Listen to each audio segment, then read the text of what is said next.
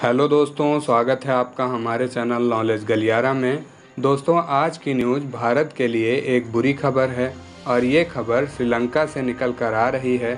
दोस्तों, अगर आप हमारे चैनल को डेली फॉलो करते हैं तो हमने कुछ दिनों पहले ही आपको खबर दी थी कि चीन का एक बड़ा स्पाई शिप श्रीलंका के हम्बनटोटा बंदरगाह पर आ रहा है और इसको लेकर भारत ने श्रीलंका से कड़ा विरोध भी जताया था, जिससे ये खबरें निकल कर आने लगी थी कि श्रीलंका ने चीनी जासूसी जहाज़ युआन वांग 5 को अपने बंदरगाह पर आने के लिए रोक दिया है। जिसके बाद इस न्यूज़ को दुनिया भर के न्यूज़ एजेंसियों ने कवर किया था कि भारत ने चीन को इंटरनेशनल पॉलिटिक्स में पटखनी दे दी। लेकिन दोस्तों, अब जो खबरें निकल कर आ रही हैं वो भारत के लिए एक बड़े झटके से कम नहीं हैं। दरअसल श्रीलंका ने भारत के विरोध को दरकिनार कर ऐन मौके पर चीनी जहाज को हम्बनटोटा बंदरगाह का एक्सेस दे दिया। रेफरेंस के लिए आप इस न्यूज़ के आर्टिकल का स्क्रीनशॉट देख सकते हैं।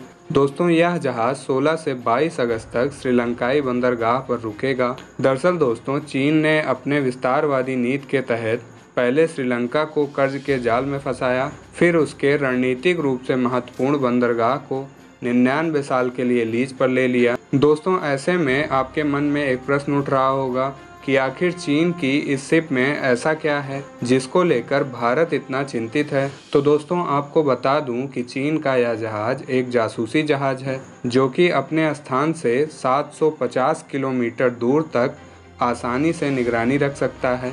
इसके जरिए चीन किसी भी देश की सैटेलाइट और इंटरकॉन्टिनेंटल बैलिस्टिक मिसाइल को आसानी से ट्रैक कर सकता है और भारत के इतने नज़दीक होने के कारण यह शिप आसानी से भारत के प्रमुख सैन्य अड्डे और परमाणु ठिकाने इस शिप की रडार पर होंगे। दरअसल दोस्तों, इस शिप में हाईटेक ईव्सड्रॉपिंग इक्विपमेंट लगे हैं, यानी श्रीलंका के पोर्ट पर खड़े होकर भी यह जहाज आसानी से भारत के अंदरूनी हिस्से की जानकारी जुटा सकता है।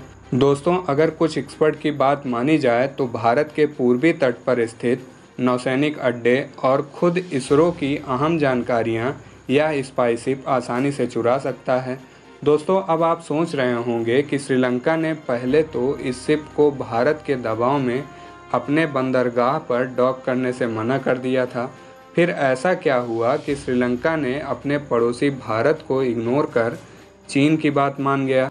तो दोस्तों, इसका जवाब ये है कि चाइना ने श्रीलंका को अपने डेब्ट ट्रैप में बुरी तरह फंसा दिया है और ज़रूर उसने अपनी बात मनवाने के लिए श्रीलंका पर हैवी प्रेशर बिल्ड किया होगा या उसको आर्थिक मोर्चे पर और बर्बाद करने की गीदड़ भभकी दी होगी, यानी अपने कर्ज की डिमांड वगैरह की होगी।